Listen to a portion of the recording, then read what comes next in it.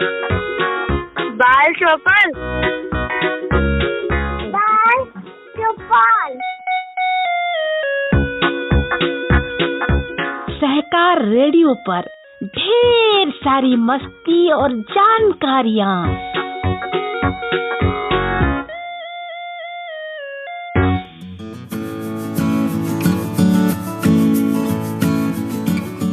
Hello बच्चों, कैसे हैं आप? सहकार रेडियो के कार्यक्रम बाल चौपाल में आज आपके साथ हूँ मैं, आपका हीरालाल। आज मैं आपको जंगल की एक घटना सुनाऊंगा। जंगल की एक घटना का नाम लेते ही आपको लग रहा होगा कि जंगल में खूब सारे पेड़ पौधे, कल कल बहते झरने, शेर की दहाड़, ऐसे कई सारे जानवरों के नाम आ गए होंगे। पर आज मैं आपको कान्हा अभयारण्य के बारे में घटी एक घटना के बारे में सुनाऊंगा। अभयारण्य तो आप जानते होंगे, जहाँ पे कई सारे जीवों को संरक्षित रखा जाता है, जैसे शेर, चीता, भालू, खरगोश इत्यादि। इनके अलावा देखिए, कुछ बच्चे जंगल में घूमने गए थे, उनके साथ घटी ये घटना की जानकारी आपको देता हूँ, जिसे हमने बाल पत्रिका चकमक से लिया है। और इस घटना को लिखा है अमित कुमार ने।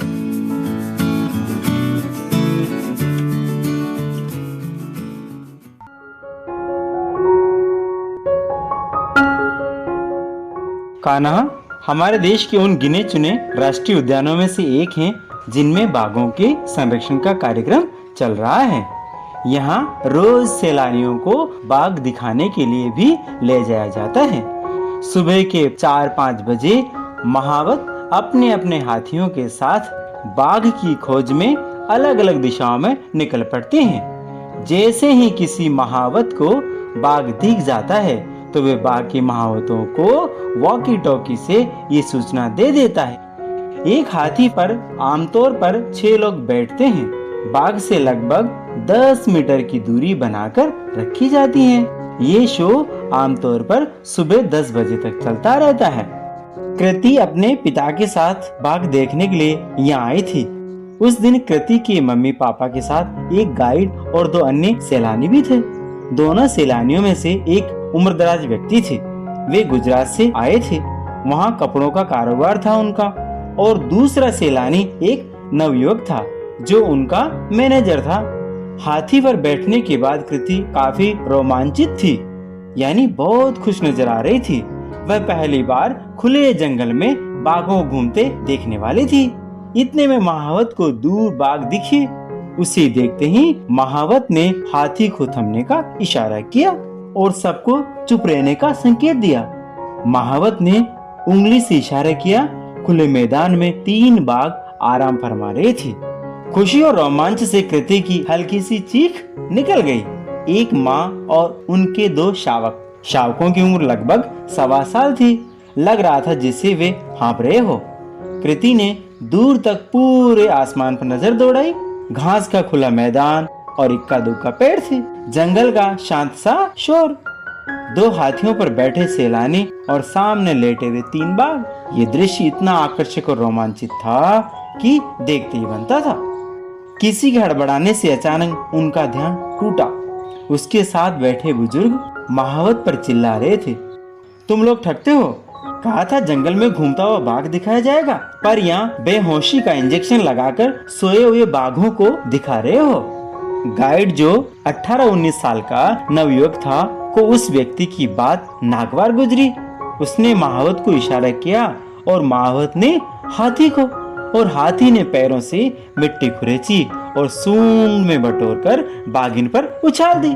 बाघिन बिजली की फुर्ती से उठी और दहाड़ उठी। दहाड़ने के साथ ही वे हाथी पर झपटी। दहाड़ इतनी बुलंद थी कि हम महावत तक कांप गया। शायद हाथी भी अंदर से कांप गया हो, क्या पता। बुजुर्ग जिन्होंने अभी अभी बेहोशी के इंजेक्शन लगाकर बाघों को दिखाने वाली बात कही थी, ओहदे पर लापरवाही से बैठे थे। बाघिन की दहाड़ से वे कांपकर नीचे गिर गए। कुछ डर और शायद कुछ चोट का असर था कि गिरते ही वो बेहोश हो गए। ये सब इतना जल्दी हुआ था कि कोई कुछ समझ ही नहीं पाया। पर हाथी ने मौके की नजाकत और गंभीरता को समझा और तुरंत ही उस व्यक्ति को अपनी दोनों टांगों के बीच में ले लिया।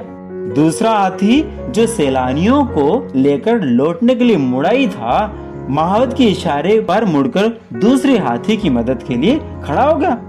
बाघिन गुस्से में थी, वे उस आदमी पर हमले की फिराक में थी। वह बार बार आक्रमण करने की मुद्रा बनाते हुए हाथी पर झपटी। हाथी थोड़ा सिर जाता, पर वह उस व्यक्ति के बचाव के लिए टस से मस नहीं हुआ। वह अपनी सूंड से बाघिन को दूर रखने की भरसक कोशिश कर रहा था। स्थिति तब और भी भयानक हो गई जब बाघिन के दोनों शावक भी बाघिन के साथ खड़े हुए। ये शावक 1.25 साल में अच्छी खासी कद काठी और ताकत पा लेते हैं, यानी कि बड़े अच्छे लगने लग जाते हैं। उन शावकों के आ जाने से दोनों हाथियों के लिए मोर्चा संभालना मुश्किल हो गया था। दूसरे हाथी की महावत ने अपने हाथी को दोनों शावकों को खदेड़ने के लिए ललकारा तो बाघिन बीच में आ गई। बच्चे अब उस आदमी पर आक्रमण की कोशिश करने लगे थे। इस बीच बाघिन ने एक बार फिर जोरदार दहाड़ लगाई। पूरा जंगल जिससे कांप गया। हाथियों का साहस भी पस्त होने लगा। दोनों हाथियों पर बैठे लोगों के साथ साथ उनके महावतों की सांसें भी डर और किसी अनहोनी की आशंका में अटकी हुई थी। कृति को बहुत डर लगने लगा था। अपने डर को भगाने के लिए वो बार बार पीछे की ओर देखती और आंख बंद कर लेती। इस बार जब उसने पीछे देखा तो एक बड़े हाथी को अपनी ओर दौड़ता पाया। उस पर केवल महावत था। उसके पीछे 2 और हाथी आते दिखे। कृति का भी थोड़ा हौसला बढ़ा। बड़े हाथी के चिंघाड़ते हुए करीब आने से मोर्चा संभाल रहे हाथियों का भी हौसला बढ़ गया। बड़ा हाथी सूंड उठाकर चिंगाड़ते हुए बाघिन की ओर लपका।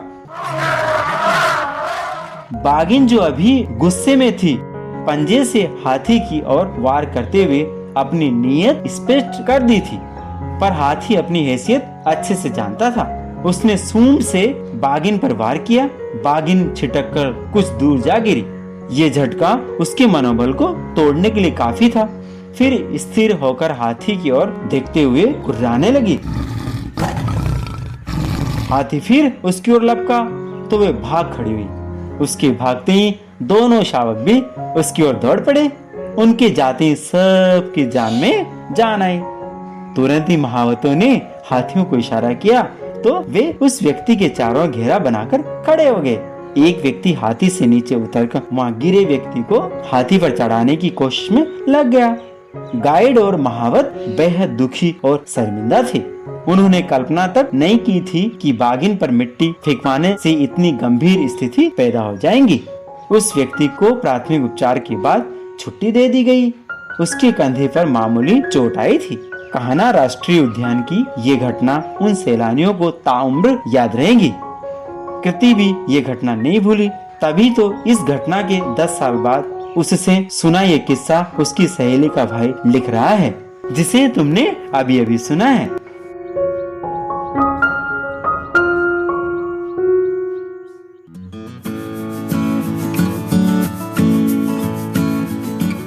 हाँ तो बच्चों, ये थी कहानी जंगल की एक घटना।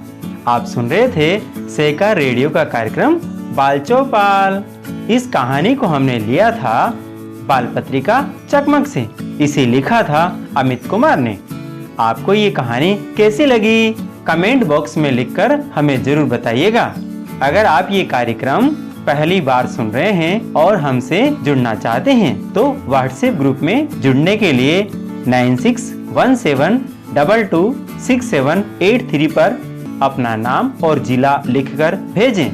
फेसबुक से जुड़ने के लिए पेज लाइक करें या फिर अगर आप हमसे YouTube पर जुड़ना चाहते हैं तो हमारा चैनल सब्सक्राइब करें।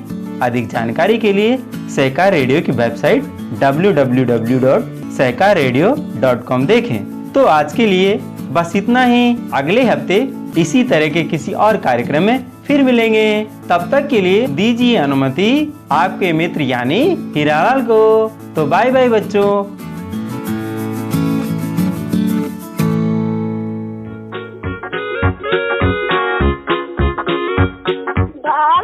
चौपाल बाल चौपाल बाल चौपाल। सहकार रेडियो पर ढेर सारी मस्ती और जानकारियाँ।